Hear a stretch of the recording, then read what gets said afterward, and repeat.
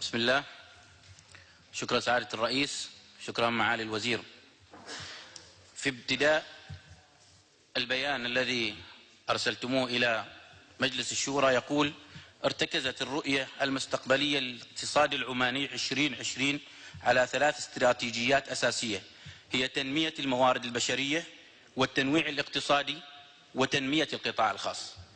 وأنا أعلم من هنا معالي الوزير أن هذا البيان أيضا نسف هذا الكلام وهذه المقدمة وتلك الأهداف، وأعلن وفاة عمان 2020. معالي الوزير، تنمية الموارد البشرية تتم عن طريق طلب العمانيين لوظائف حلاب وحلاق ومساعد خياط ومساعد طباخ في دولة خليجية. وأما التنويع الاقتصادي فأوردنا إلى ارتفاع الإنفاق الحكومي ووصول الاعتماد على النفط إلى 84%. أين هذا التنويع الاقتصادي وتنمية القطاع الخاص؟ ولأن الوقت قصير سوف أتدارك المواضيع بسرعة، وأرجو أن ترعني سمعك يا معالي الوزير. في صفحة 3 من البيان يا معالي الوزير يقول: تم تحديد الرواتب وفق المستويات المعيشية وفقا لنتائج مسح نفقات ودخل الأسرة. وهذا يا معالي الوزير متى تمت هذه الدراسة ومتى تم هذا المسح؟ وأين نشرت نتائجه؟ أنتم تعطون العماني جرعات كميت يعطى قطرة ماء. بدأ راتب العماني في دولة خليجية ب80 ريال، ثم 120 ريال، ثم 140 ريال، ثم 200 ريال، لتستمر دائرة الفقر والعوز والديون على العماني. هذه هي تنمية الموارد البشرية.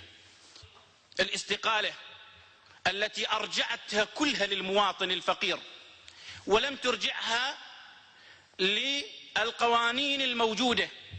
لعلمك معالي الوزير، عندنا 6 أنظمة للرواتب داخل الدولة: الهيئات، الديوان، الجيش والشرطة، الخدمة المدنية،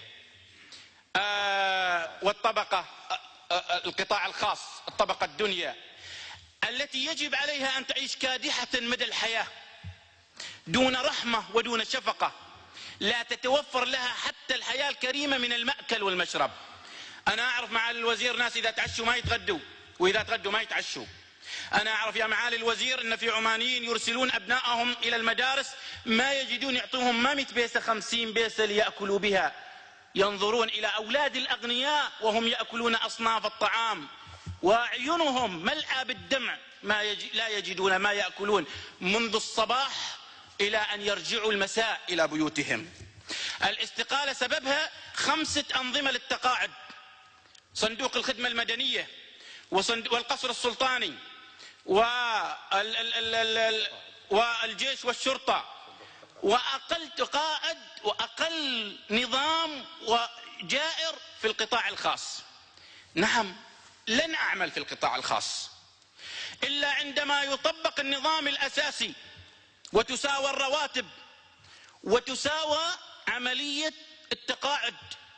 ليش؟ أنا ما مواطن؟ ألا أنتمي إلى الدولة وقانونها؟ النظام الأساسي للدولة يا معالي الوزير يقول: المواطنون متساوون في الحقوق والواجبات. السبب في اختيار المواطن اليوم يشتغل في المؤسسة الفلانية أو الوزارة الفلانية أو المصنع الفلاني لأن المصنع الفلاني يعطي العامل 1000 ريال، والمصنع الفلاني يعطي 100 ريال، والوزارة الفلانية تعطي 1000 ريال، والوزارة الأخرى تعطي 200 ريال. أهكذا يكون العدل والمساواة؟ أنا في اعتقادي استقالة 94,000 من ضمن 102,000 سببه هذا النظام الجائر الذي يجب تعديله.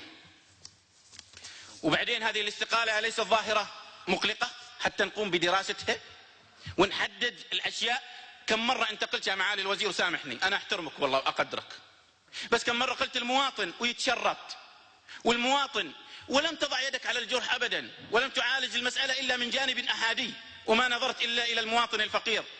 اليوم اللي الشركات الضخمة في ولاية ليوة مثلا موجودة، وبعدين أبناء صحار وصحم وشناص يرسلون